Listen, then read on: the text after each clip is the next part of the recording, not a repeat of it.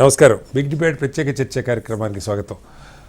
తెలంగాణలో ముఖ్యమంత్రి రేవంత్ రెడ్డి గారు గత 10 రోజులుగా అమెరికా అలాగే సౌత్ కొరియా పర్యటనకి బయలుదేరి వెళ్ళారు. పెద్ద ఎత్తున పెట్టుబడులు తెలంగాణకి తీసుకురావాలి, కేవలం ఐటీ రంగంలోనే కాకుండా ఇతర రంగాలు ఫార్మా అలాగే ఐటీ ఎనేబుల్డ్ సర్వీసెస్, లాంటి కొత్త టెక్నాలజీస్, ఆటోమొబైల్ రంగం, ఇలా అనేక రంగాలకు సంబంధించి పెట్టుబడుల ఆకర్షణ కోసం వెళ్ళారు. అయితే ఆ ప్రయత్నం ఎంతవరకు వస్తున్నది? హైదరాబాద్కి భౌగోళికంగా అనుకూలంగా ఉన్న ఆ అంశాలతో పాటు ఇతర ప్రాంతాలు ఏవైతే వరంగల్, కరీంనగర్ లాంటి బాగా అభివృద్ధి చెందుతున్న నగరాలు ఉన్నాయో వాటి పరిస్థితి ఏంటి, ఎన్ని అంశాల మీద వాళ్ళు బిగ్ డిబేట్లో చర్చించేపట్టాం. చర్చలో మనతో పాటు పల్లె రవికుమార్ గారు బీఆర్ఎస్ పార్టీ నాయకులు జాయిన్ అయ్యారు. అలాగే డాక్టర్ అద్దంకి దయాకర్ గారు కాంగ్రెస్ పార్టీ సీనియర్ నాయకులు మనతో లైవ్లో ఉన్నారు. అల్జాపూర్ శ్రీనివాస్ గారు భారతీయ జనతా పార్టీ సీనియర్ నాయకులు, అలాగే గౌరీశంకర్ గారు ప్రముఖ రాజకీయ సామాజిక విశ్లేషకులు కూడా మనతో ఉన్నారు. ముందుగా గౌరీశంకర్ గారు నమస్తే. నమస్తే. గౌరీశంకర్ గారు చెప్పండి, అంటే మామూలుగా రొటీన్గా మనకేదో పెట్టుబడుల సదస్సులు అవి అన్నీ జరుగుతూ ఉంటాయి, వాటికి జరుగుతున్నప్పుడు వెళ్తారు, అదేదో మారిషస్ అక్కడే జరుగుతూ ఉంటాయి. అలా కాకుండా ముఖ్యమంత్రిగా బాధ్యతలు తీసుకున్నాక 7-8 నెలల తర్వాత ఒక ప్రణాళికాబద్ధంగానే, ఎందుకంటే వెళ్ళిన రోజు నుంచే కొంత ఒప్పందాలు అవుతూ ఉన్నాయి. ఉదాహరణ కాగ్నిజెంట్ ఒప్పందం అయింది, ఆయన అక్కడ ఉండగానే వాళ్ళు స్టార్ట్ చేసే డేట్ కూడా ప్రకటించేశారు. సో కొంత ఒక సీరియస్ ఎఫర్టు కాగ్నిజెంట్ టెక్నాలజీస్ లాంటివి, అలాగే ఇవాళ అడోబీ సీఈఓతో మీట్ అవుతున్నారు. చాలా పెద్ద కంపెనీలు, లక్షల్లో ఉద్యోగులు ఉన్న కంపెనీలని కలుస్తున్నారు. అయితే ఈ ఫోకస్ ఓన్లీ ఐటీ రంగం మీదే ఉందనుకోవాలా, ఇతర మౌలికమైన రంగాలకు సంబంధించి కూడా ముఖ్యమంత్రి గారు ఆయన బృందం ప్రయత్నం చేస్తున్నారు అనుకోవాలా? డెఫినెట్ గా మంత్రి గారు వెళ్ళినప్పుడు ఇంటర్వ్యూలు అందరున్నప్పుడు కూడా అన్ని ట్రై చేస్తూ ఉంటారు. అన్ని కమిటీస్ రావాలని చూసారు. కానీ మన దగ్గర ఏంటో ఎక్కువ హైదరాబాద్ మాత్రం చాలా ఫేమస్, ఐటీకి సూటబుల్ అయింది. వెదర్ కండిషన్స్ కానీ, already existing infrastructures, already existing company, చాలా మటుకు మ్యానుఫ్యాక్చరింగ్ ఆటోమొబైల్ సెక్టర్స్ అంతా ఎక్కువ తమిళనాడు అటువైపు వెళ్ళిపోయాయి. మన దగ్గర కూడా ఎంతో ట్రై చేశారు, మన కానీ మన దగ్గర రాలేదు కాదు. Probably they wanted near the sea అనుకుంటారో, లేదంటే వెరీ ఇన్ఫ్రాస్ట్రక్చర్ ఫెసిలిటీస్ షిఫ్ట్ అయ్యారు. మనకు ఆంధ్రప్రదేశ్ లో కియా ఫ్యాక్టరీ పెట్టినప్పుడు చంద్రబాబు నాయుడు గారు అనంతపురం తీసుకొని వెళ్ళారు. సో అనంతపురం వాళ్ళకి అక్కడ నియర్ బై టు బెంగళూరు, అంటే వాళ్ళకి డెఫినెట్ ఎయిర్ కనెక్టివిటీ ఒకటి చూసారు, ఫెసిలిటీస్ ఒకటి చూసారు, దెన్ హోటల్స్, స్టార్ హోటల్స్, రకరకాల ఇన్ఫ్రాస్ట్రక్చర్ ఫెసిలిటీస్ ఉన్నాయి. వెదర్ ఐటీ సెక్టర్ అయితే జనరల్లీ వెదర్, అందుకే మనం చాలా మటుకు ఐటీ సెక్టర్స్ హైదరాబాద్, మనకు పూణే, మళ్ళీ నోయిడా, కొంచెం తమిళనాడులో కూడా చాలా చోట్ల వచ్చేసింది ఐటీ సెక్టర్. కానీ మనం మన జనరల్ ఇక్కడ మన దగ్గర ఎక్కువ ఫోకస్ అంతా చాలా ఐటీ సెక్టర్ లో ఉంది. అదర్ ఇండస్ట్రీస్ కూడా ఫోకస్ చేస్తా ఉన్నారు. డెఫినెట్ గా మనకు పోయి ట్రై చేస్తే తప్పేం లేదు. కానీ ఆటోమొబైల్ అంటే మాస్, మనకు లేబర్ ఓరియంటెడ్ ఉంటది కాబట్టి అది జాయిన్ అయితే అంటే దగ్గర 1000-2000 మంది 3000 మంది పనిచేస్తారు. మన దగ్గర కొన్ని ఆటో కంపెనీస్ ఎన్నోసార్లు ట్రై చేశారు, వోల్క్స్ వ్యాగన్ కూడా ఇక్కడ ట్రై చేశారు, వాళ్ళు పెట్టలేదు. వాళ్ళు దే షిఫ్టెడ్ టు తమిళనాడు, అటువైపు వెళ్ళిపోతా ఉన్నారు. Then some of them had gone to Calcutta, అటువైపు వెళ్ళారు. కాబట్టి మనకు ఇట్స్ ఎ గుడ్ అటెంప్ట్, ఏ ముఖ్యమంత్రి అని కూడా అటెంప్ట్ చేస్తారు. కానీ కొంచెం ఈ విజిట్ లో మాత్రం రేవంత్ రెడ్డి గారు కొంచెం కాంట్రవర్సీలు పడ్డారు. ఆ కాంట్రవర్సీకి వస్తాను అది మాట్లాడే ముందు. రవికుమార్ గారు, ఏంటి మీరు, సరే ఇప్పుడు ఏ ప్రభుత్వాలు ఉన్నా కేటీఆర్ గారు 1-2 సార్లు చెప్పారు, ఆయన మేమేమి పెట్టుబడులు తెస్తే మేము వ్యతిరేకం కాదు, తెలంగాణ అభివృద్ధి, హైదరాబాద్ అభివృద్ధికి మేము వ్యతిరేకం కాదని చెప్పి. కలిసిన కంపెనీలు ఇవాళ కొత్తగా రేవంత్ రెడ్డి గారు రాగానే పెట్టిన కంపెనీలు కాదు, దశాబ్దాలుగా ప్రపంచం అంతా ఉన్న కంపెనీలు, అడోబీ కానీ లేదా కాగ్నిజెంట్ లాంటివి కానీ, ఇవాళ కొత్తగా ఇంకోటి చార్లెస్ స్క్యూబ్స్ అని చెప్పి ఇంకొక ఫైనాన్షియల్ సొల్యూషన్స్ కంపెనీని కూడా కలిశారు. చాలా పెద్ద పెద్ద కంపెనీలు కలుస్తూ ఉన్నారు. అంటే మీ అభ్యంతరం ఈ కంపెనీలని కలవటం, పెట్టుబడులు రావటమా? సరే 1-2 అట్లా అంత మనవాళ్లే. ఇప్పుడు ఈ పెద్ద పెద్ద కంపెనీలన్నిటి కూడా తెలుగు వాళ్లే అక్కడ సీఈఓలుగా ఉంటున్న పరిస్థితి. రవికుమార్ గారు మీకు తెలియదు కాదు, ఇప్పుడు కాగ్నిజెంట్ సీఈఓ ఆయన రవికుమార్ గారు ఉన్నారు. ఈ రెండు మనకి మైక్రోసాఫ్ట్, గూగుల్ ఇవంతా ఎలాగో తెలుగు వాళ్లే ఉన్నారు. సుందర పిచ్చే గారు తమిళనాడు, ఇండియన్స్ ఉన్నారు అనుకోండి. అయితే నేననేది దీనిలో లొసుగులు చూసే ప్రయత్నం చేస్తున్నారా, లేదంటే ఏదన్నా విలువైనటువంటి సూచనలు, సలహాలు? ఎందుకంటే మీ ప్రభుత్వం ఉన్నప్పుడు ఉన్నటువంటి జయేష్ రంజన్ గారే ఇప్పుడు కూడా అక్కడ ఈ ప్రభుత్వంతో కలిసి ఆయన కూడా ఈ పర్యటనలో ఉన్నారు. ఆయనే ఒక స్టేట్మెంట్ ఇచ్చారు, ఇది అంతా రాంగ్ ప్రచారం చేస్తున్నారు, ఇక్కడ ఏమి అసమాషిగా తిరగట్లేదు, సీరియస్గా పెట్టుబడులు వచ్చే కంపెనీలే కలుస్తున్నాం, high capital intensive and labour intensive కంపెనీల కోసం చూస్తున్నాం అని చెప్పి చెప్తున్నారు. ఎలా అర్థం చేసుకోవాలి? ముందుగా అందరికీ నమస్కారాలు. ప్యానెల్ ఉన్న వ్యక్తులు గౌరీశంకర్ గారు, దయాకర్ గారు, మన కటార్ శ్రీనివాసరావు గారు, మీకు అందరికీ హెచ్ఎంటీవీ వీక్షకులకి అందరికీ నమస్కారం. మీరు చెప్పినట్టు ఖచ్చితంగా పెట్టుబడులను ఆహ్వానించి ఇక్కడ అవకాశాలు పెంచడము, ఇక్కడ జీవన ప్రమాణాలు పెంచడానికి నాకు పూర్తిగా అసలు ఆ మాటకు ఆస్కారమే ఖచ్చితంగా. ఎందుకంటే మనస వాచ కర్మన అన్ని విధాలుగా తెలంగాణకు అన్ని రంగాల అభివృద్ధి చెందాలి. తెలంగాణ అనేది సగర్వంగా ఈ దేశంలో ఒక తలమానికంగా నిలబడాలని కోరుకున్నాను. లేదు ఖచ్చితంగా పెట్టుబడులు తీసుకురావడానికి దానికి సాయశక్తుల కేటీఆర్ గా చెప్పారు. నేను కూడా ఈ సందర్భం మీరు అడిగాను కాబట్టి చెప్తున్నా. తప్పనిసరిగా ఈ రూపంలో ఎవరు విదేశాలకు సంబంధించినట్టు ఎవరు తెలంగాణలో ఏ రంగంలో పెట్టుబడి పెట్టడానికి వచ్చినా కూడా ఆహ్వానిస్తున్నా తప్పనిసరిగా. ఎందుకంటే గతంలో నేను కూడా తెలంగాణ వచ్చిన మొదట్లోనే గడిచిన 10 ఏళ్లలో ఏ విధంగా ఈ ప్రయత్నం చేసినామో తెలుసు, అందరికి తెలుసు. అయితే ఇవాళ సబ్జెక్ట్ ఎందుకంటే ఇప్పుడు మీరు చెప్పినటువంటి ఆ కంపెనీలు పేర్లు మళ్ళీ నేను రిపీటెడ్ గా చెప్పకుండా మిగతా అవన్నీ కూడా రావాల్సిందే తప్పనిసరిగా. మనం ఎందుకంటే మనం హైదరాబాద్ లో అంతర్జాతీయ స్థాయిలో ఉన్నటువంటి ప్రతి కంపెనీ కూడా హైదరాబాద్ ఒక కేంద్రంగా ఉండాలని మేము గడిచిన 10 ఏళ్ళుగా ప్రయత్నం చేసినాం. వాటిని దాదాపు కావచ్చు, అమెజాన్ కావచ్చు, యాపిల్ గానీ, మిగతా గూగుల్, వీటన్నిటిని కూడా సెకండ్ లార్జెస్ట్ వాళ్ళ క్యాంపస్ లో పెట్టడానికి ప్రయత్నం కోరుకుంటున్నాం. విషయం మళ్ళీ ఏంటంటే ఇవాళ అది చేస్తూనే ఇవాళ రేవంత్ గారు నేను ఇందాక మీరు చెప్పినట్టుగానే స్వచ్ఛ బయో అనేటువంటి కంపెనీని 15 రోజుల క్రితమే రిజిస్టర్ అయినటువంటి కంపెనీని దాన్ని 1000 కోట్లు పెట్టుబడి పెడుతున్నట్టుగా హైదరాబాద్ లో రిజిస్టర్ అయింది 15 జూలై 21 రోజు. దాన్ని హైదరాబాద్ అక్కడి నుంచి అమెరికాకి వెళ్ళి అక్కడ దాన్ని గోప్యంగా పెట్టి ఏదో చేస్తున్నట్టుగా చెప్పాల్సినటువంటి అవసరం లేదు. అంటే దాని వెనక ఏదో వెస్టెడ్ ఇంట్రెస్ట్ ఉందని అర్థమవుతుంది. ఎందుకంటే ఇప్పటికీ ఆ వివాదం అంతా ఏం జరుగుతుందో స్వచ్ఛ బయోకు సంబంధించింది. సోయాన ముఖ్యమంత్రి రేవంత్ రెడ్డి గారి సోదరుడు ఆ కంపెనీతో ఒప్పందం కుదుర్చుకున్నాము అని చెప్పేసి గొప్పగా చెప్పి వెంటనే గొప్పగా చెప్పి అక్కడికి వెళ్ళి చెప్పాల్సినంత అవసరం లేదు. అదే విషయం హైదరాబాద్ లో చెప్పొచ్చు, దానికి లేదు. మళ్ళీ ఇంకా అది జరిగినప్పుడు కూడా ఎవరైతే దాని కంపెనీ డైరెక్టర్స్ గా ఉన్నటువంటి ఇద్దరు లేకుండా ఒక థర్డ్ పర్సన్ ని అక్కడ చూపించడం అనేది దీని వెనక ఏముందంటే ఒక వెస్టెడ్ ఇంట్రెస్ట్ ఉంది అనేది చాలా స్పష్టంగా అర్థమవుతున్నటువంటి విషయం. కాదు సార్, ఆ ఒక్క కంపెనీ కాదు, మీరు ఇందాక చెప్పారు ఇప్పుడు కాగ్నిజెంట్ తో ఒప్పందాలేని, నేను ఇందాక చెప్పాను అడోబీ కంపెనీతో ఒప్పందాలు అవుతా ఉన్నాయి. వీటిలో ఇంకో కొత్త కంపెనీ ఏదైనా యాడ్ అయ్యి ఉండొచ్చు, దానిలో ఒకవేళ ముఖ్యమంత్రి గారి సోదరులు ఎవరో ఇన్వెస్టర్స్ గానో డైరెక్టర్స్ గానో ఉండొచ్చు. అంత మాత్రం చేత పెట్టుబడులు వద్దంటామా? ఎలా అర్థం చేసుకోవాలి? ఇప్పుడు శ్రీనివాస్ గారు ఇక్కడ చాలా స్పష్టంగా పెట్టుబడులు వద్దు అనేది దానికి రెండింటిని వచ్చేటటువంటి మిగతా కంపెనీలు వీటిని కలిపి చెప్పడం అనేది. ఎందుకంటే ఒకటి already office of profit position లో ఉన్నటువంటి వాళ్ళు, వాళ్ళ కుటుంబ సభ్యులైనటువంటి వాళ్ళు దీనికి సంబంధించినటువంటి వ్యవహారంలో ఉండకూడదు అనేది ఒక నైతిక నిబంధన అనేది ఇప్పటి వరకు మనం చూస్తూనే ఉన్నది.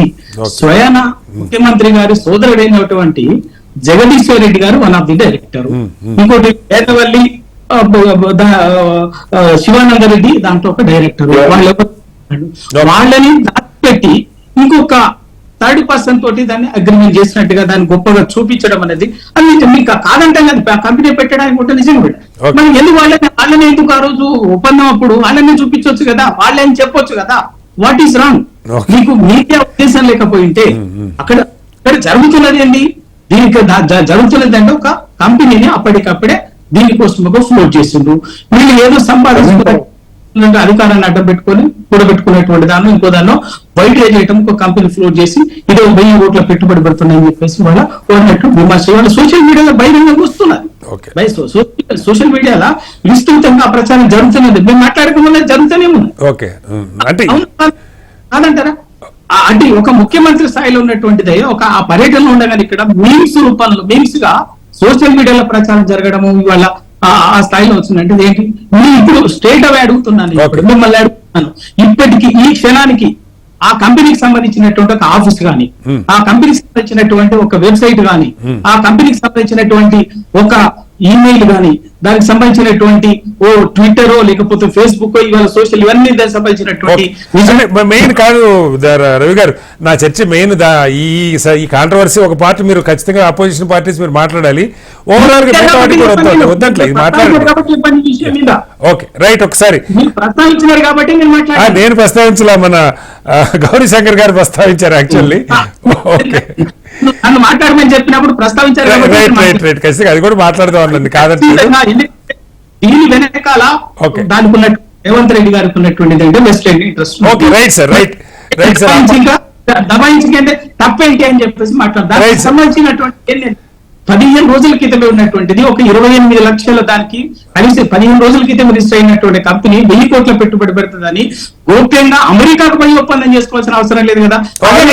దయాకర్ గారు ఉన్నారు, ఎట్లా అడుగుతాం అసలు కూడా. అల్జాపూర్ శ్రీనివాస్ గారు, మా ముఖ్యమంత్రి పెట్టుబడుల కోసం వెళ్ళారు, సరే ఒక కంపెనీ ఏదైనా ఉంటే అది ఇష్యూ ఉండొచ్చు, అది ఏంటన్నది మాట్లాడొచ్చు, కానీ అంటే ఒక నిర్మాణాత్మకమైనటువంటి సూచనలు సలహాలు 10 ఏళ్ళ నుంచి గతంలో ఉన్న ఇదే హైదరాబాద్ గ్రోత్ అయితే ఆగకుండా పెరుగుతోంది, ఏ ప్రభుత్వాలు ఉన్నా దాన్ని కంటిన్యూ చేస్తూ ఉన్నాయి.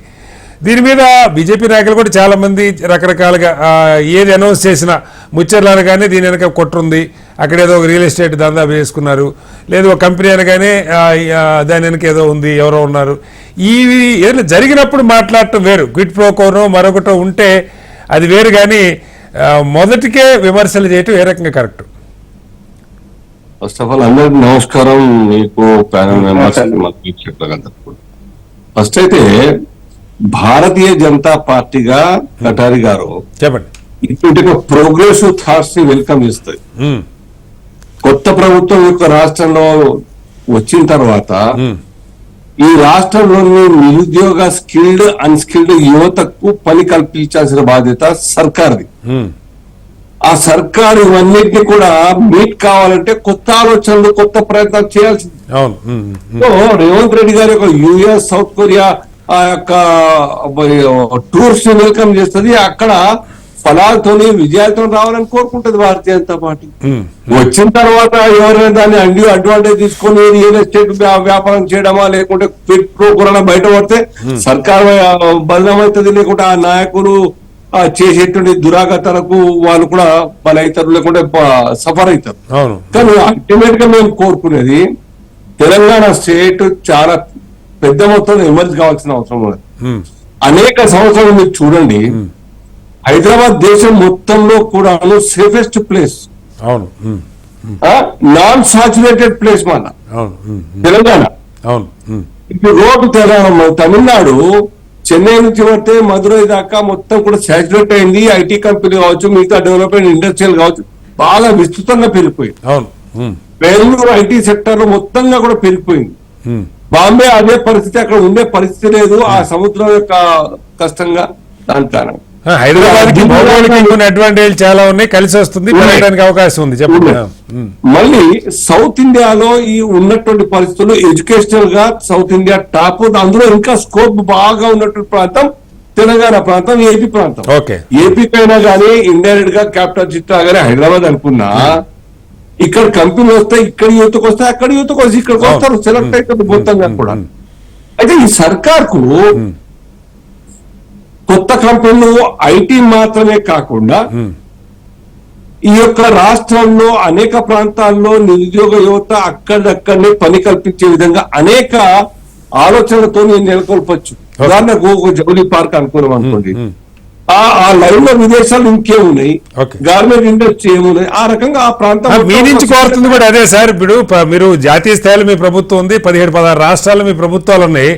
బీజేపీ ఒక నిర్మాణాత్మకమైన పాత్ర అంటే ఇదే. ఇప్పుడు శ్రీనివాస్ గారు నా డిబేట్లు ఏం చెప్తున్నారో అధికారికంగా రేవంత్ రెడ్డి గారికి అయ్యే ఇదిగో ఇక్కడ గుజరాత్లో ఈ పరిశ్రమలు వచ్చినాయి, ఇంతమందికి మ్యాన్ పవర్ వస్తూ ఉంది, మీరు ఇలా వీళ్ళ దగ్గరికి వెళ్ళండి, వీళ్ళని అడగండి, ఇదిగానే కావాల్సింది.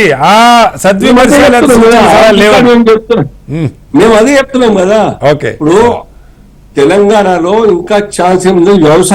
వ్యవసాయపరమైనటువంటి ఒక ఆ రంగాన్ని ఇండస్ట్రియలైజేషన్ చేయాల్సిన అవసరం ఉంది. జర్మనీ లాగా మోటార్ ఇండస్ట్రీని ఇక్కడ డెవలప్ చేయాల్సిన అవసరం ఇక్కడ. అలాగే ఫార్మా అయితే ప్రపంచంలో ఆసియాలో టాప్ ఉన్నది, ఇంకా విస్తృతంగా చేసేటువంటి అవకాశం. చైనా చూడండి, ఎంత జనాభా ఉన్నా గానీ అక్కడ గ్రామీణ ప్రాంతాల్లో ప్రతి ఇంట పని చేసేవాళ్ళు ఉంటారు. ప్రతి ఇంట్లో కుటీర పరిశ్రమ లాగా ఎలక్ట్రానిక్స్ కావచ్చు, ఆట వస్తువులు కావచ్చు, బాంబులు కావచ్చు, అనేక అంశాలు. ఆ గ్రామీణ ఇల్లిటరేట్ మహిళలు కూడా అక్కడ పని చేస్తూనే ఉంటారు, ప్రతి విలేజ్ లో కూడా, బయట కనబడరు. ఆ రకంగా ఒక భిన్నమైనటువంటి ఆలోచనతో ఈ రాష్ట్రాన్ని ఎకనామిక్ గా స్ట్రెంథెన్ చేసే అవకాశం ఉన్నది. అన్నిటికీ మించి చదువుకున్న సమాజం ఇక్కడ బాగా ఉన్నది, దీన్ని యూటిలైజ్ చేయాల్సిన బాధ్యత మనందరం. సర్కార్ ఇప్పుడు కేవలం ఇంతకుముందు చర్చ వచ్చింది, హైదరాబాద్ లో ఉన్న క్యాపిటల్ సిటీ ఎయిర్పోర్ట్ పక్కకున్న ఎయిర్పోర్ట్ ఖర్చు ఎంత సార్ నాకు అర్థం కాదు. ఇప్పుడు ఆ యొక్క బ్రిడ్జ్ అన్నది చాలా చిన్న, పిలాని అనేది చిన్న ఊరు. ప్రపంచం మొత్తంలో, భారత్ మొత్తంలో కూడా బ్రిడ్జ్ అంటే పిలాని అనే పేరు వచ్చింది కదా. ఆ రకంగా ఇప్పుడు బాసర తివులైతే అక్కడ పాపులర్ కాలేదా, వేల మంది స్టూడెంట్స్ అవుతలేరా? సో ఆ యొక్క హైదరాబాద్ కు దగ్గరలో హార్డ్లీ 2 hours లో ప్రతి జిల్లా headquarter except Adilabad and Khammam. So that makes no issue, అది పెద్ద ప్రాబ్లం కాదు. గ్రామీణ ప్రాంతాల్లో కూడా ఇండస్ట్రియల్ గా మహారాష్ట్ర లాగా ప్రతి ఒక్క కార్పొరేషన్ హెడ్ క్వార్టర్ లో లేదా జిల్లా head quarter industrial cities sir, CIDCO పేరు మీద, అడుకో పేరు మీద హౌసింగ్, సిడ్కో పేరు మీద సిటీ ఇండస్ట్రియల్ డెవలప్మెంట్ కార్పొరేషన్. అలాగే తమిళనాడు ఉన్నది సార్, అలాగే గుజరాత్ ఎట్లా డెవలప్ అయింది సార్, గుజరాత్. ఆ రకంగా ఇక్కడ చాలా మంచి అవకాశం ఉన్నది. మేము రేవంత్ రెడ్డి గారిని స్వాగతిస్తున్నాం, వారి ప్రయత్నాన్ని. ఈ యొక్క తెలంగాణలో పుష్కలంగా అవకాశాన్ని సద్వినియోగం చేసుకోవాలి. గల్ఫ్ దేశాలకు పోకుండా ఆపాలి సార్. గల్ఫ్ దేశాలకు పోతున్నారు ఇప్పటికీ, అమెరికా లేకుంటే ఆస్ట్రేలియా, యూరోప్ కంట్రీలకు పోతుంటే సంతోషం, అక్కడ పోండి, సంపాదించి పంపండి, సంపాదించిన తర్వాత 10 ఏళ్ళ దగ్గర రండి. కానీ ఈ కాలంలో కూడా గల్ఫ్ దేశాలకు పోవడం సార్ అర్థం కాదు. సర్కార్ గల్ఫ్ ప్యాకేజ్ పెడతానని చెప్పి దేశం అంతటి నుంచి పోతున్నారు సార్, చాలా చోట్ల నుంచి పోతున్నారు. దేశం వేరు sir, leave it about north India. అక్కడ ఎకనామికల్ పరిస్థితి వేరు, సామాజిక స్థితిగతులు వేరు sir. You just compare with in south India, southern states. చాలా డెవలప్డ్ సార్, నాలెడ్జ్ ఉన్నది, కష్టపడే చదువుకునే యువత ఉన్నది, ఇక్కడ వెల్త్ కూడా ఉందిలేండి సార్. డెవలప్ అయిన రాష్ట్రాలు కదా ఇవి, సౌత్ ని మనం నార్త్ తో పోల్చలేం. కానీ వస్తారు సార్, మళ్ళీ వస్తారు మీ దగ్గర శ్రీనివాస్ గారు. ఒకసారి దయాకర్ గారు, ఇక్కడ ఇప్పుడు శ్రీనివాస్ గారు మంచి సలహాలు ఇస్తూ ఉన్నారు. దేశంలో బాగా డెవలప్ అయిన రాష్ట్రాలు చూడండి, లేదా ప్రపంచంలో బాగా డెవలప్ అయిన దేశాలు చూడండి, ఆ రకరకాల ఇండస్ట్రీస్, కేవలం ఐటీ కాకుండా. మరి పార్టీల అగ్రనాయకులేమో రకరకాల దుమ్మెత్తిపోసే కార్యక్రమాలు నడుస్తూ ఉన్నాయి. అయితే నేననేది కూడా ఒక పాయింట్, ఇప్పుడు మంచి పాయింట్లు వచ్చింది మన చర్చలో. సరే, మీరు ఆ స్వచ్ఛ కంపెనీ గురించి మీరు చెప్తే చెప్పండి, అది వేరే విషయం. కానీ దాని మీద వచ్చినప్పుడు మాట్లాడతాను. ఐటీ ఇవే కాకుండా ఒకటి ఫార్మా, వ్యాక్సిన్, ఇవి మనకి ఆల్రెడీ ఉన్నాయి, బల్క్ డ్రగ్స్, వాటిని ఇంకా పెంచుకోవాలి. ప్రధానంగా దయాకర్ గారు, ఇప్పుడు బెంగళూరుకి మనకి తేడా ఏంటంటే, బెంగళూరుని ఈ సిటీ అంటారు, ఎలక్ట్రానిక్ సిటీ అని. అవి మనకి లేవు ఇప్పటిదాకా. ఈ చిప్ తయారు చేసే కంపెనీలు కానీ, లేకపోతే లార్జ్ సర్క్యూట్స్, ఐసీ, మీరు కూడా టెక్నికల్ చదువుకున్న స్టూడెంటే కాబట్టి, ఎంసీ చదువుకున్న నాయకులు కాబట్టి, సో ఐసీ చిప్స్ తయారు చేసే కంపెనీ ఇలాంటివి. రెండోది ఆటోమొబైల్ ఇండస్ట్రీ, బాగా లేబర్ ఇంటెన్సివ్ ఉన్నటువంటి ఇండస్ట్రీ. సంభవం మనం ఎప్పుడు ప్రయత్నం చేసినా గట్టి పునాది పళ్ళ. ఒక 4 కంపెనీలు వస్తే ఆటోమేటిక్గా క్యూ కడతాయి. చెన్నై వద్దన్న చెన్నై ఎందుకు పోతారు, వద్దన్న అహ్మదాబాద్ అటు ఎందుకు పోతారంటే ఇదే కారణం. సో ఈ ప్రయత్నం, ఐటీ కంపెనీలు ఎలాగో వస్తాయి. కాగ్నిజెంట్ వాళ్ళు 14,000 మందితో క్యాంపస్ పెడతామని చెప్పారు. అడోబీ ఇంకా పెద్ద కంపెనీ, వీళ్ళు కలుస్తూ ఉన్నారు. కొత్త ఏరియాస్ మన దగ్గర ఇంకా బాగా వేళ్ళూనుకోని ఏరియాస్ మీద ముఖ్యమంత్రి గారి ఫోకస్ ఏమన్నా ఉందా, అలాంటి ఏమన్నా ఆశించవచ్చా? గుడ్ ఈవినింగ్ సార్, కడారి గారు, మిత్రులందరికీ, పెద్దలకు నమస్కారం. అయితే మీరు ఇప్పుడు అన్నారు కదా, ఒకటి ఏఐసిటి అనేది మన ఎజెండాగా ఉండబోతుంది. అంటే ఎలక్ట్రానిక్ సిటీ, లేకపోతే హార్డ్వేర్ సిటీ, లేకపోతే ఇంకోటి ఏదో ఒక్కొక్క సిటీకి ఒక ప్రత్యేకత ఉంటది కదా. అవును. రేపు మనది ఆర్టిఫిషియల్ ఇంటెలిజెన్స్ సిటీగా ప్రపంచ ప్రఖ్యాతిగాంచే సిటీగా రేపు రాబోతున్నది. దానికి ఇప్పుడు దానిలో భాగంగానే ఇప్పుడు సాఫ్ట్వేర్ కంపెనీస్ ఉన్నా కూడా ఏఐ ఎవరు చేస్తారు, దాంట్లో నిష్ణాతులు ఎవరు అనే విషయంలో వాళ్ళు కూడా వచ్చి కలుస్తూనే ఉన్నారు. ఓకే. కానీ ఇప్పుడు మనం ఏంటంటే ఇండస్ట్రియల్ పాలసీ వేరు. ఈ రోజు మనం ఇప్పుడు ఎక్స్పాండెడ్ మోడ్ లో ఇప్పుడు దాదాపు నాకు తెలిసి ORR నుంచి RRR వరకు క్లస్టర్స్ చేస్తున్నాం మనం. ఒక 4 క్లస్టర్స్ మేజర్ గా, ఓకే. తర్వాత సబ్ క్లస్టర్స్ కూడా ఉంటాయి. గ్రీన్, తర్వాత ఎల్లో, ఆరెంజ్, రెడ్, ఇట్లా కంపెనీస్ కూడా వాటిని డిఫైన్ చేసుకొని ఏ ఏ కంపెనీస్ ఎటువైపు ఉండాలి. ఇప్పుడు మనకి ఇప్పుడు అంతా సాఫ్ట్వేర్ ఇటు వెస్ట్ సైడ్ ఉన్నట్టుగానే అట్లా క్లస్టర్స్ క్రియేట్ చేసుకోవాలి. తర్వాత వాటి ఇప్పుడు బాలానగర్ కానుకొని ఉన్న ORR RRR మధ్యన ఉండే వాటిలలో మేబీ రెడ్డి రావచ్చు, రామోజీ ఫిలిం సిటీ వైపు ఆరెంజ్ రావచ్చు, అటువైపు ఉంది. అంటే మనకు స్ట్రెచ్ ఇప్పుడు రవి గారికి చెప్తే ఏంటంటే ఇప్పుడు సంస్థా నారాయణపూర్ నుంచి మొదలు పెడితే మాల్ వరకు ఉండే ఏరియా, అక్కడ కొన్ని రకాల కంపెనీస్. తర్వాత మీకు నిజామాబాద్ రూట్ కు ఉండేది, ఇటు వరంగల్ రూట్ కు ఉండేది టెక్స్టైల్ ఓరియంటేషన్ లో ఉంటుంది. అట్లా మనం క్లస్టర్స్ ఇంకా డిఫైన్ చేయలేదు, కానీ అట్లా ఒక మాస్టర్ ప్లాన్ ఉంది. సో దానికి తోడు ఇప్పుడు మనకు మూసీ రివర్ ఫ్రంట్ కు సంబంధించిన వాటిలలో కూడా గ్లోబల్ గా ఉండే కంపెనీస్ వచ్చే అవకాశం ఉంది. ఆ మూసీ నది తీర ప్రాంతంలో అవి రేపు మాల్స్ కానీ లేకపోతే ఇంటర్నల్ గా ఏ కంపెనీస్ పెడితే బాగుంటది. 30 కిలోమీటర్ స్ట్రెచ్ ఉంటుంది మీకు ఎక్కడికి, అప్ టు గట్కేసర్. గట్కేసర్ కాకపోయినా మనం టెంటేటివ్ గా అనుకుంటే మేడిపల్లి వరకు సిటీనే ఉంది. సో ఈ చుట్టూ ఇటు చేసిన వాటిలో అంటే ఒక రీకన్స్ట్రక్షన్ ఆఫ్ హైదరాబాద్ అనేది ఒక రకంగా రేపు పెద్ద అవకాశాలు ఇచ్చేది.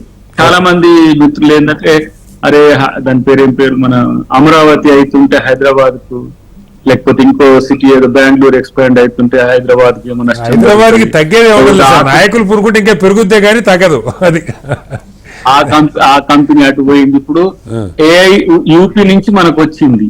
ఎందుకు అని అంటే యూపీలో సాఫ్ట్వేర్ పొటెన్షియల్ తక్కువ, అక్కడ హ్యూమిడ్ ఎక్కువ ఉంటది కాబట్టి ఇక్కడ ఉన్న ఎకాలజీ కూడా చాలా ఇండస్ట్రియల్ ఫ్రెండ్లీ లేకపోతే ఎకో ఫ్రెండ్లీ ఉంటది. సో దాని వల్ల కూడా ఇంటర్నేషనల్ కంపెనీస్ అంతా కూడా మన వైపు ఉన్న క్రమంలో పెట్టుబడులను ఆకర్షించడం అనేది బిగ్ కంపెనీస్ లో థౌజండ్స్ ఆఫ్ క్రోర్స్ లేకపోతే ఇంకా చాలా ఇట్లా అనేది కూడా కాదు.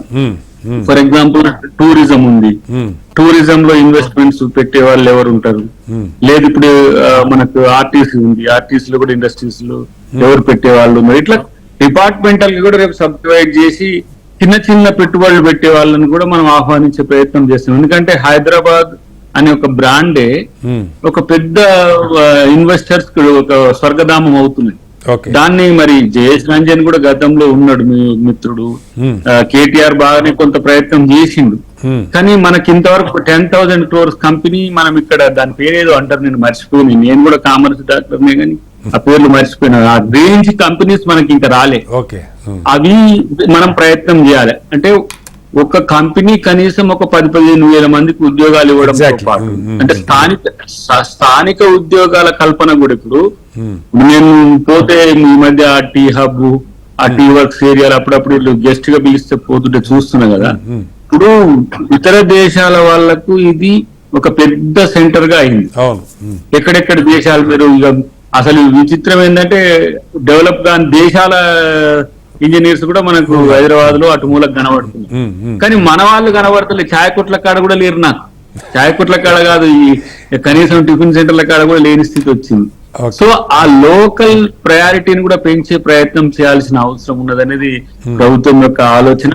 నేను అనుకుంటున్న పెట్టుబడులను ఆహ్వానించడం వెనుక పారిశ్రామికీకరణ పెంచడం, దాంతో పాటు ఉద్యోగ కల్పనతో పాటు మనం ఆదాయ మార్గాలను పెంచేది. ఇప్పుడు హైదరాబాద్ రెవెన్యూ టెంటేటివ్లీ మనకు ఒక 60,000 crores వరకు ఉన్నాయి రెవెన్యూ రిసీట్స్ లో. వాటిని మరింత పెంచితే రూరల్ తెలంగాణకు కూడా ఇంకెక్కువ బెనిఫిట్ అవుతుంది అనేది ఆ ఆలోచనతో ఇప్పుడు ఇంతకు ముందు అన్నారు దుబాయ్ లో ఉన్న వాళ్ళని కూడా ఇక్కడికి రావాలని. వాళ్ళకు కూడా రేపు ఒక 10,000 crores కనుక మనం ప్యాకేజ్ పెడితే మీకు కుటీర పరిశ్రమలు మండల లెవెల్లో కూడా వాళ్ళకి స్కిల్ డెవలప్ అయి ఉన్నోళ్ళు వాళ్ళు అక్కడ పోయి ఒక రకంగా నాకు తెలిసి బానిసలుగా పనిచేస్తున్నారు. ఒక 15 లక్షల మంది ఉంటారు సార్ స్కిల్డ్. కాదు, 2 విషయాలు చెప్పండి తెలంగాణ- మీరు. అంటే నాకు ఇంకో కీలకమైన పాయింట్ ఏంటంటే ఇందాక శ్రీనివాస్ గారు కూడా అన్నారు, సరే ఇవి హైదరాబాద్ విస్తరణ, ఇప్పుడు ఓఆర్ఆర్ వచ్చింది, అంతకుముందు మాదాపూర్ సైబరాబాద్ హైటెక్ సిటీ అనేవాళ్ళు, ఆ తర్వాత ఓఆర్ఆర్ వచ్చాక గచ్చిబౌలి ఆ వెనక మొత్తం అంతా కూడా ఒక లెవెల్ ఆఫ్ డెవలప్మెంట్ వచ్చింది. ఇప్పుడు మీరు ఆర్ఆర్ఆర్ అంటున్నారు, రీజనల్ రింగ్ రోడ్ అంటూ ఉన్నారు. దానికి కేంద్రం కొంత ఏదో ముడిపెట్టినట్టుగా నాకు కనపడింది వాళ్ళ పత్రికల్లో.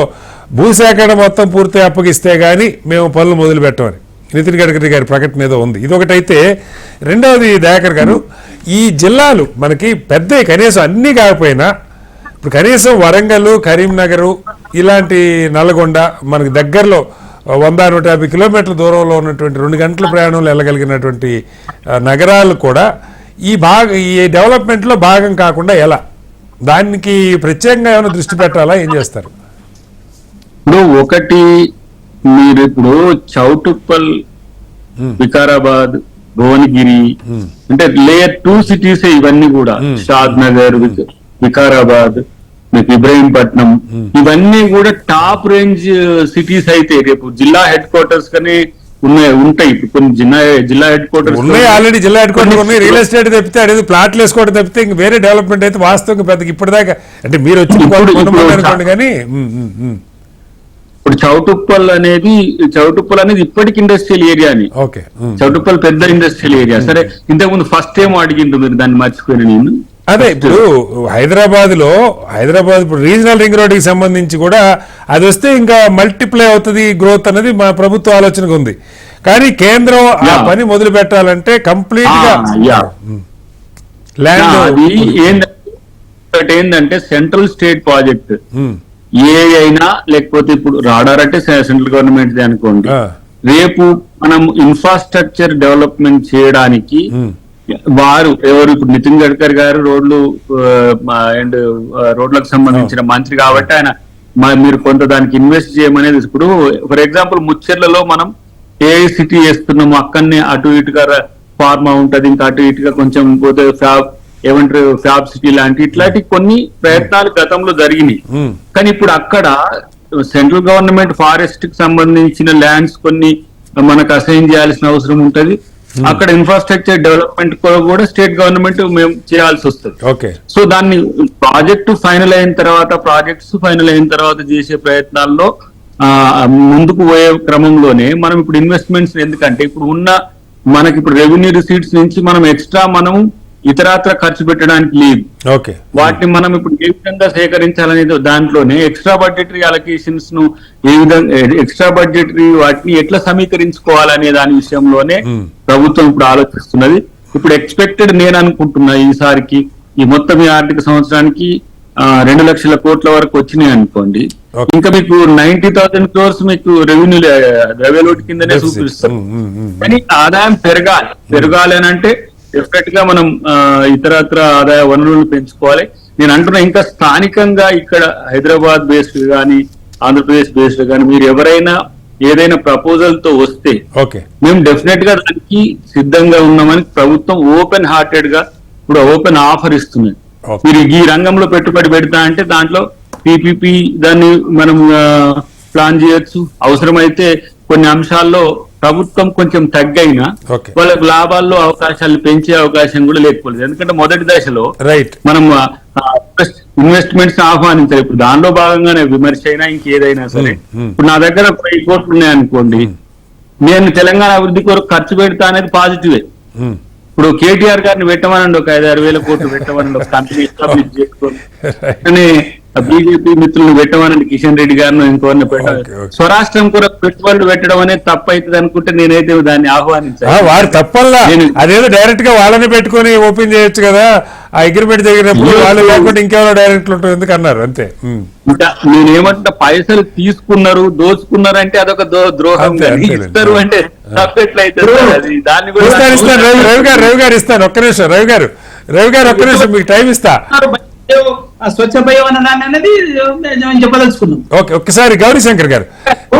దయాకర్ గారు, ఇవాళ నిజంగా కూడా మీరు చెప్పింది మీరు ఎక్కడ కూడా కాదంటారులే, మీతో అన్ని కానీ ఏదైతే ఇప్పుడు రేవంత్ రెడ్డి గారికి సోదరుడు జగదీశ్వర్ రెడ్డి గారికి సంబంధించినట్లుందో అదే దాన్ని హైదరాబాద్ లో చెప్పొచ్చు. ఇప్పుడు మీరు చెప్పినారు తెలంగాణ వాళ్ళు కూడా ఎవరైనా పెట్టుబడి పెట్టడాన్ని ఆహ్వానిస్తున్నామని. అందులో భాగంగా అదే జగదీశ్వర్ రెడ్డి గారు అదే శివానంద రెడ్డి గారు హైదరాబాద్ లో ఇక్కడే కదా, ఇక్కడ చెప్పొచ్చు కదా. ఒకటి. రెండు, అక్కడికి పోయిన తర్వాత కూడా మాట్లాడేటప్పుడు దాన్ని ఒప్పందము చేసుకున్నట్టుగా చెప్పే ముందు వాళ్ళే ఉండొచ్చు కదా. ఇంకో థర్డ్ పర్సన్ ఎవరు అనామకుల్ని పెట్టి గోప్యంగా ఉంచాల్సిన అవసరం రేపు గోప్యంగా ఉంచితే కూడా అవ్వదు సార్.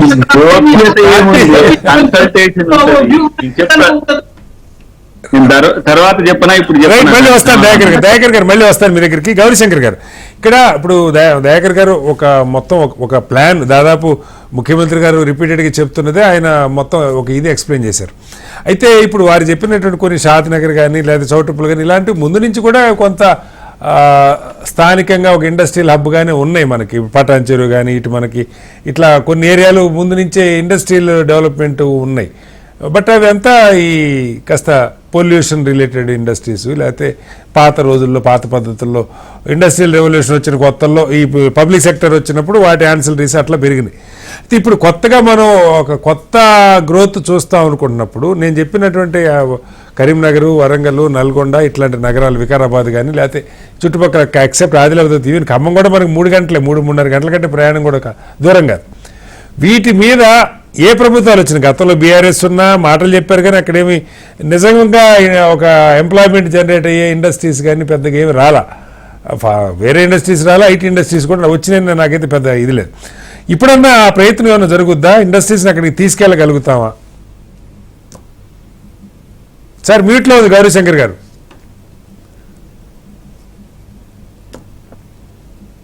హైదరాబాద్ కానీ అన్డివైడెడ్ ఆంధ్రప్రదేశ్ లో ఉన్న తెలంగాణ రీజియన్ లో కానీ మనకి మేజర్ గా మార్క్స్ మన లేబర్ ఇంటెన్సివ్ ఇండస్ట్రీస్ ఉండే తిరుపూర్ కానీ మనకి ఇక్కడ వరంగల్ కానీ అదంతా మిల్స్ కానీ హైదరాబాద్ లోనే మనకి ఎన్నో కాంగ్రెస్ గవర్నమెంట్ వాళ్ళు ఎస్టాబ్లిష్ చేశారు. ఆల్విన్ కానీ, రిపబ్లిక్ పోస్ట్ కానీ, బిహెచ్ఎల్ కానీ, మనకు వాచెస్, హెచ్ఎండి వాచెస్ కానీ, రకరకాల companies, DVR mills private sector లో ఉండే డివిఆర్ మిల్స్ ఉంది, చాలా ఉండేది లేబర్ ఉండేది. ఇక అవుట్డేటెడ్ సరిగ్గా దాంట్లో ఇన్వెస్ట్మెంట్ చేయక, టెక్నాలజీని అప్గ్రేడ్ చేయక చాలా మంచి Allwyn company one of the best in the world. వాళ్ళ జాపనీస్ సైనిక్ ఉండే వాళ్ళు ఆల్విన్ వాచెస్ కిట అండ్ ఆల్విన్ ఫ్రీజెస్ ఇప్పటికి కూడా చాలా ఇళ్లలో ఇంకా ఉన్నాయి ఇప్పటికి ఆ పాతకాలం. దేర్ వెరీ గుడ్ ఇండస్ట్రీస్ ఉండేది. దానికంటే టైమ్లీ వాళ్ళకు because of the government sector లో ఉండే కాబట్టి టైమ్లీ డిసిషన్ తీసుకోక, మోడర్నైజేషన్ చేయక, సరిగ్గా ప్రాపర్ ఇన్వెస్ట్మెంట్ చేయక అన్ని క్లోజ్ అయిపోయినాయి. మనకి లేబర్ ఇంటెన్సివ్ ఇండస్ట్రీస్ ఉంటే అంటే మాస్ ఎంప్లాయ్మెంట్ వస్తుంది. మనకు ఒక కంపెనీలో 1000 మంది, 600 మంది. ఇప్పుడు కాంగ్రెస్ గవర్నమెంట్ లోనే కదా బాలనగర్ ఇండస్ట్రియల్ ఏరియా కానీ, కూకుపల్లిలో కానీ రకరకాల చోట్ల మనకు కంపెనీ పెట్టారు. పటాన్ చెరువులు కానీ, తర్వాత డ్రగ్స్ వచ్చాయి, ఐడిపిఎల్ వచ్చాయి. డ్రగ్స్ ప్రాబ్లం ఏంటంటే మనకు మాస్ ఎంప్లాయ్మెంట్ ఇస్తుంది, at the same time pollution కూడా పెద్ద న్యూసెన్స్ అయిపోయింది. కాబట్టి ఆ పొల్యూషన్ పెద్ద ఇష్యూ అయిపోయింది, చాలా హెల్త్ అజార్డ్ అయిపోయింది. కాబట్టి చాలా ఇండస్ట్రీస్ తోటైంది. ఇప్పుడు మళ్ళీ రివైవ్ అవుతుంది, కొత్త టెక్నాలజీ వస్తుంది, కొత్త టెక్నాలజీ స్ప్రెడ్ కాదు. ఇప్పుడు ఏ ఇండస్ట్రీస్ అంటే మనకు 90s లో మనకు చంద్రబాబు నాయుడు గారు పార్ట్నర్షిప్ సమ్మిట్ అని పెట్టారు. అప్పుడు దగ్గర 10,000 కోట్లు ఇన్వెస్ట్మెంట్ వస్తుందని చాలా ఇండస్ట్రీస్ కి ఆహ్వానించారు. మాస్క్ గా ఉంది. బేసిక్ గా వాళ్ళు అక్కడ ఇండస్ట్రీస్ వచ్చే వాళ్ళు ఏం చేశారంటే ఫస్ట్ మేజర్ కంపెనీస్ వచ్చే వాళ్ళు అందరూ చూసేది ఏంటంటే ఎయిర్ కనెక్టివిటీ, మనకి ఎయిర్పోర్ట్ ఉందా, మనకు అక్కడ వాటర్ ఫెసిలిటీస్ కానీ, లేకుంటే మనకు రోడ్ యాక్సెసిబిలిటీ, మంచి రోడ్స్ ఉన్నాయా, అక్కడ పవర్ సప్లై ఉందా, ఈ టెక్నాలజీ మనకి టెలిఫోన్ కనెక్షన్స్ ఉన్నాయా, మొబైల్ కనెక్షన్, మొబైల్ కనెక్షన్ మొత్తమా ఇవన్నీ చూస్తూ ఉంటారు. కాబట్టి మనకి ఏదైనా ఐటీ కంపెనీ ఏదైనా హైదరాబాద్ లో పెడదామని అనుకుంటే ఫస్ట్ హైదరాబాద్ ప్రిఫర్ చేశారు. వాళ్ళు వెళ్ళి ఆదిలాబాద్ లో కానీ, వరంగల్ లో పెట్టాలి కానీ, నిజామాబాద్ లో పెట్టాలంటే కొంచెం ఆలోచన చేస్తారు. ఎందుకంటే మళ్ళీ హైదరాబాద్ ఎయిర్పోర్ట్ టు వరంగల్ అనే వరకు మళ్ళీ 150 కిలోమీటర్లు పోతుంది. మళ్ళీ నిజామాబాద్ అంటే ఐటీ కంపెనీలే కాదు గౌరీశంకర్ గారు, నా ప్రశ్న కాదు. మీకు అదర్ కంపెనీస్ అంటే అక్కడ లోకల్ గా ఏది బాగుంటది, ఏది సూటబుల్ ఉంటుంది ఆ వెదర్ కి, అక్కడ పండించే అగ్రి ఇండస్ట్రీస్ పెడితే బాగుంటుందా, అది ఆలోచన చేయాలి. అది ఆలోచన ఇండస్ట్రీస్ ఉంటాయి, ఫార్మా ఇండస్ట్రీస్ పెట్టొచ్చు, ఐటీ మన ఆటోమోటివ్ ఇండస్ట్రీస్ మళ్ళీ పెట్టచ్చు. ఏంటంటే పబ్లిక్ లో కొంచెం ప్రొడక్ట్స్ అవుతాయి. ఆ ఫార్మా ఇండస్ట్రీ పెట్టాం కానీ కొంచెం మళ్ళీ పబ్లిక్ లో గొడవలు అవుతాయి, ఎందుకంటే ల్యాండ్ పొల్యూట్ అయిపోతుంది అని. మనం ఇక్కడ చూసాం కదా, ఇక్కడ కెమికల్ ఇండస్ట్రీస్ బొంతపల్లిలో పెట్టారు. చాలా విలేజెస్ మొత్తము పాడైపోయింది, మొత్తం అగ్రికల్చర్ సెక్టర్ అంతా పాడైపోయింది చాలా డీప్ గా. వాటర్ పొల్యూషన్ అయింది, హెల్త్ కేర్ డెవలప్ అవుతుంది. కాబట్టి కొన్ని ఇబ్బందులు ఉంటాయి. ఓకే, ఐటీ కంపెనీస్ అంటే పెద్ద ప్రాబ్లం లేకుండా పోయింది. కాబట్టి అంటే ఐటీ కంపెనీలో ఒక సమస్య వస్తుంది సార్. ఇక్కడ గౌరీశంకర్ గారు, ఐటీ ఏమవుతుందంటే పెద్ద పెద్ద కంపెనీలు కూడా క్రమంగా వాళ్ళు ఈ ఓవర్ హెడ్స్ తగ్గించుకోవడానికి అవకాశం ఉన్నంత మేరకు వర్క్ ఫ్రమ్ హోమ్కి వెళ్ళిపోతున్నారు సార్ కంపెనీలు. దాంతో మీకు మంచిదే, మంచిది కాదంట్లా, మనకి డెవలప్మెంట్ పరంగా వాళ్ళకి ఇన్కమ్స్ వస్తాయి, ఎంప్లాయీస్ కి రెవెన్యూస్ వస్తాయి. కానీ ఏమవుతుందంటే ఆ బిల్డింగ్స్ పెట్టడానికి వేస్ట్ అవుతాయి. మళ్ళీ అదే ల్యాండ్ ఇస్తారు, ల్యాండ్ తీసుకుంటారు, కానీ తగ్గించుకున్నారు. కరోనా దగ్గర నుంచి ఇది బాగా అలవాటు అయిపోయింది అది ఇండస్ట్రీకి. ఎంప్లాయీస్ కూడా they not willing to go to the office. Traffic problem అంటారు. ఇంకోటి ఇంట్లో ఉండేది అలవాటు అయినాక ఒక గంట ఎక్కువైనా పని చేసే వాళ్ళు ఇంట్లోనే ఉండమంటారు. ఇంట్లో పని చేసేదంటే డిఫరెంట్ వర్క్ చేసుకొని తీసుకుంటారు. ఈ ట్రాఫిక్ సిచ్యువేషన్ కూడా చాలా ప్రాబ్లం ఉంది. ఓకే, మనం లేబర్ ఇంటెన్సివ్ సంబంధించి వస్తాను సార్ మళ్ళీ గౌరీశంకర్ గారి దగ్గరికి.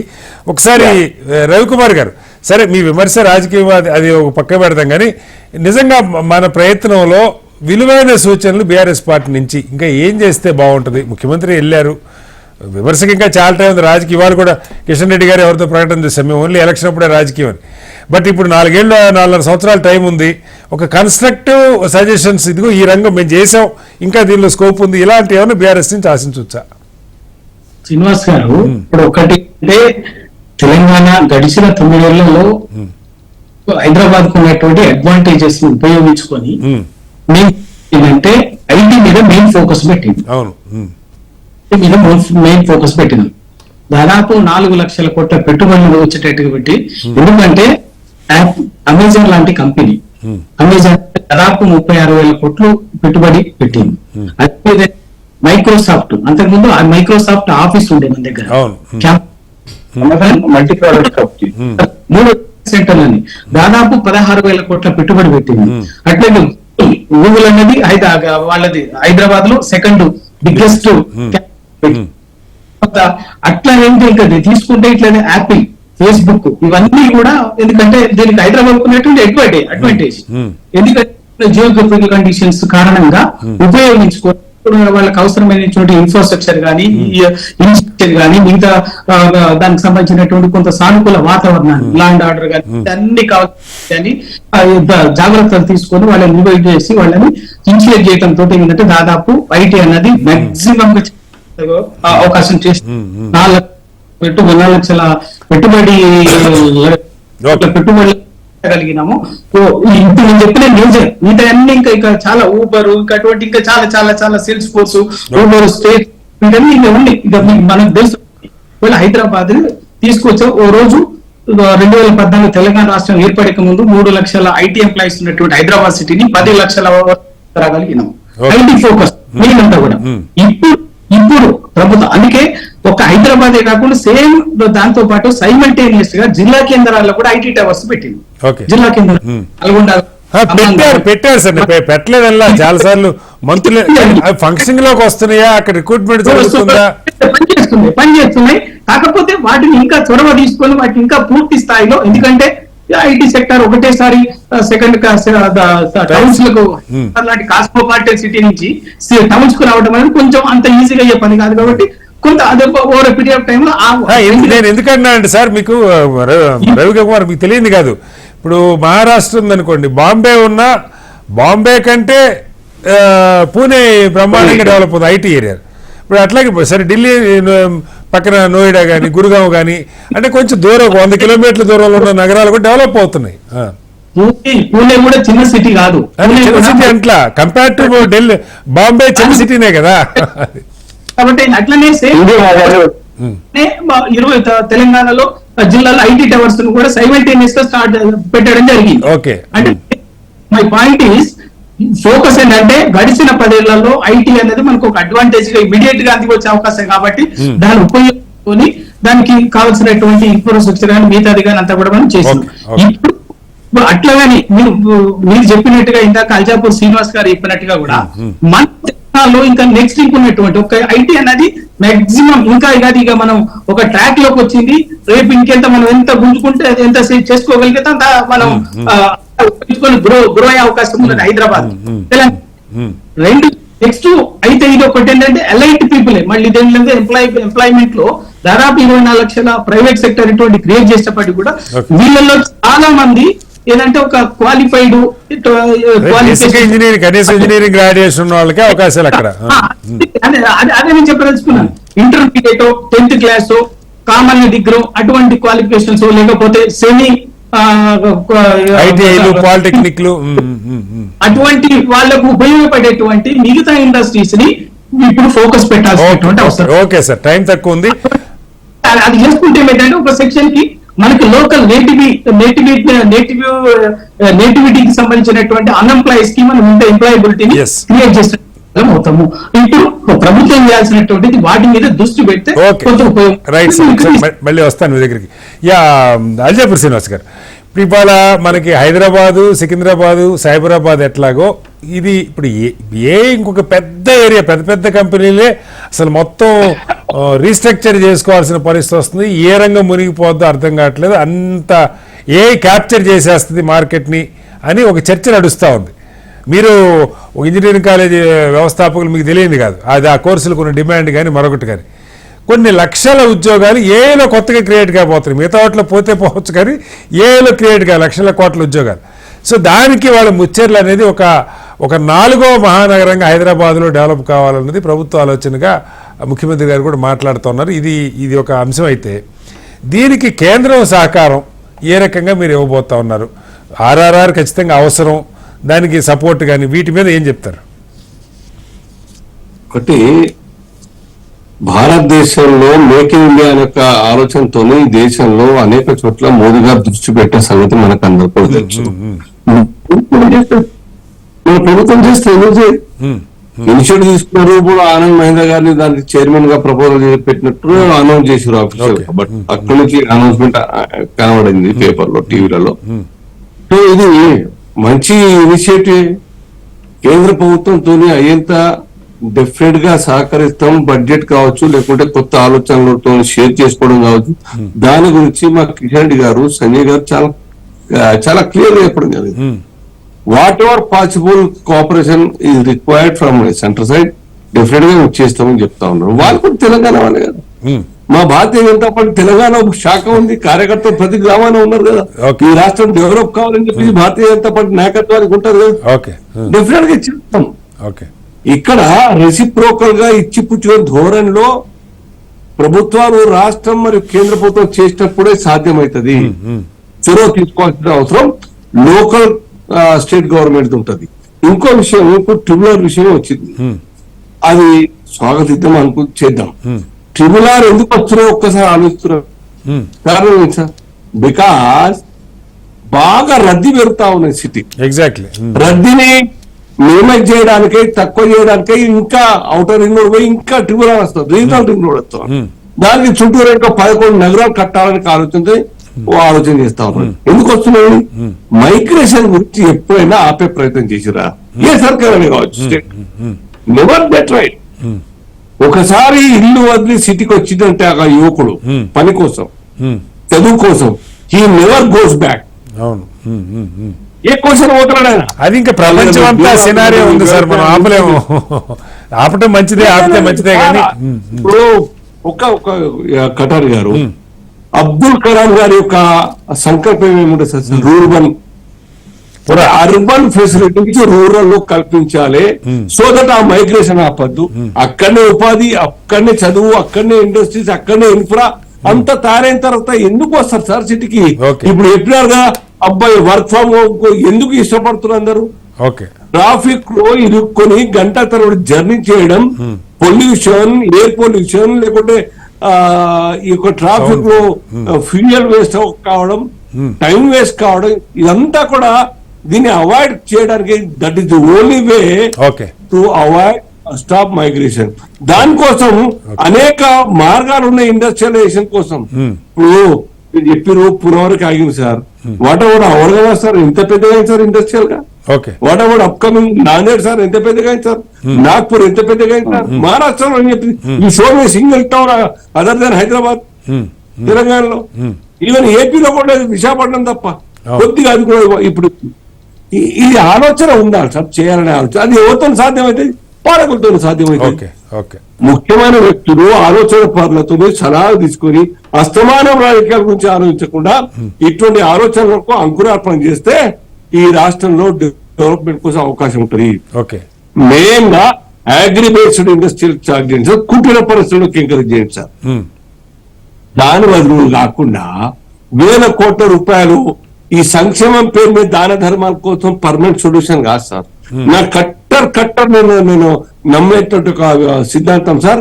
కేవలం దానంతో ఓట్లు పోని దానంతో డెవలప్ చేస్తుంటే ఎట్లా సాధ్యమవుతుంది సార్? ఇవాళ రుణమాఫీ చేసిన తర్వాత మళ్ళా రుణం కోసం పోతున్నాడు కదా రైతు. రుణం తీసుకున్న తర్వాత మాఫీ చేయమని అడిగే పరిస్థితి ఎందుకు వస్తున్నది? ఆ ఆలోచన రుణాలు తీసుకొని మాఫీ కోసం అడగరానిటువంటి ఒక పరిస్థితి ఉండాలి, ఇచ్చే పరిస్థితిలో ఉండాలి తప్ప దేయనే పరిస్థితి రాకుండా ఉండాలని చెప్పేసి ప్రభుత్వాలు కోరుకోవాలి. రైతులు అదే కష్టపడుతున్నారు సార్. 70% రైతులు ప్రజలు ఈ జనాభాలో ఉన్నారు. వాళ్ళ యొక్క బాగు గురించి అనేక రంగాల్లో ఆ యొక్క సంబంధించినటువంటి సెక్టర్స్ మనం తయారు చేయొచ్చు, దాని గురించి ఆలోచించాలి. Right sir.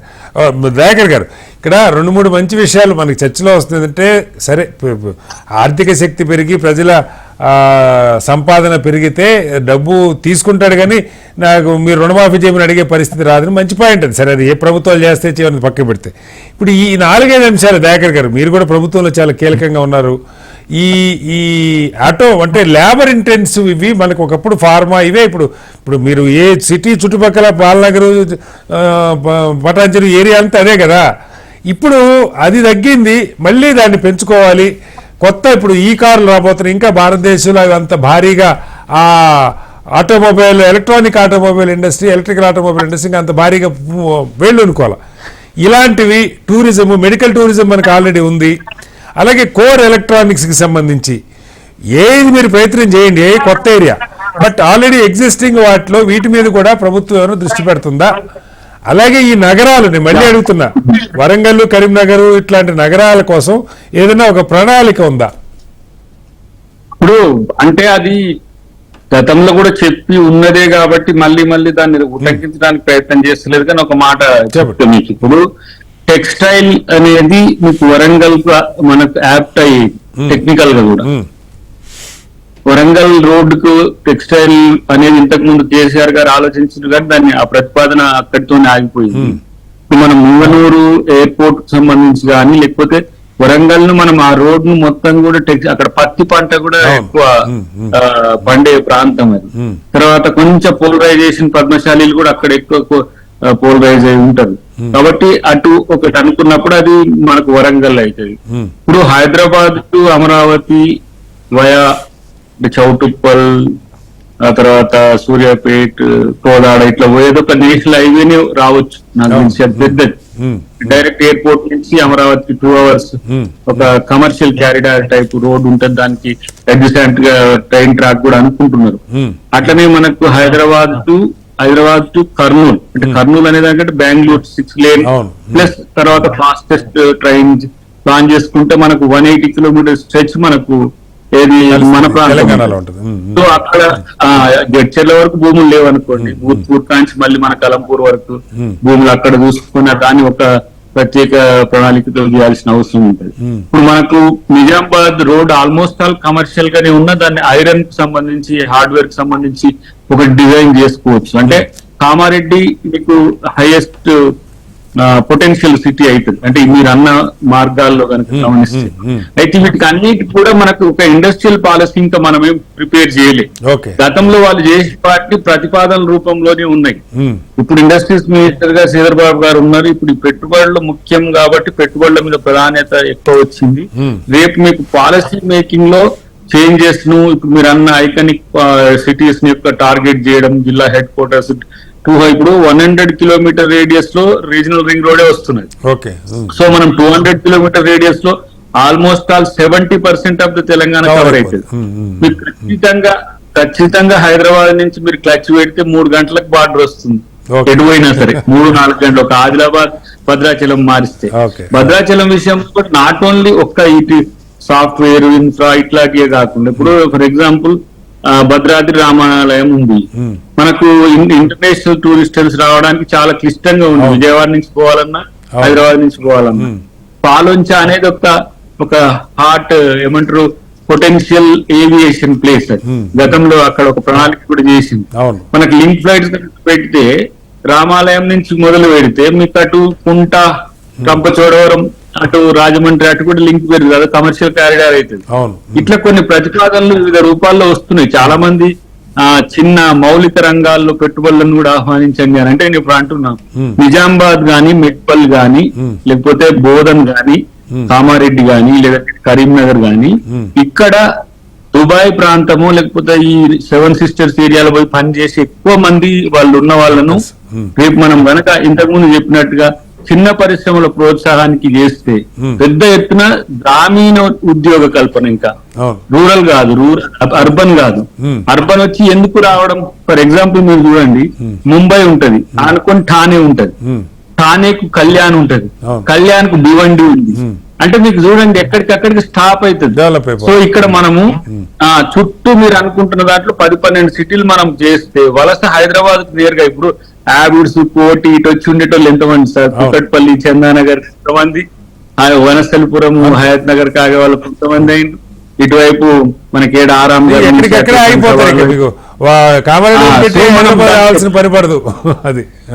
ఎక్స్టెండెడ్ మోడ్ లో హైదరాబాదే కానీ సెమీ హైదరాబాద్ గా ఉంటది.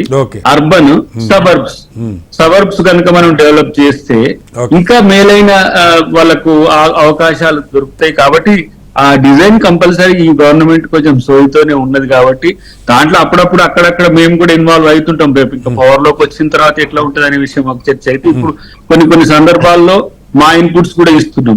ఎందుకంటే ఇతర దేశాల్లో రాష్ట్రాల్లో జరుగుతున్న పరిణామాన్ని కూడా మనం గమనించుకొని పోతే ఎక్కువ ఉద్యోగ కల్పన జరగడానికి ముఖ్యంగా స్థానిక ఉద్యోగ కల్పన టార్గెట్ ఉంటుంది సార్ ఈ ప్రభుత్వం.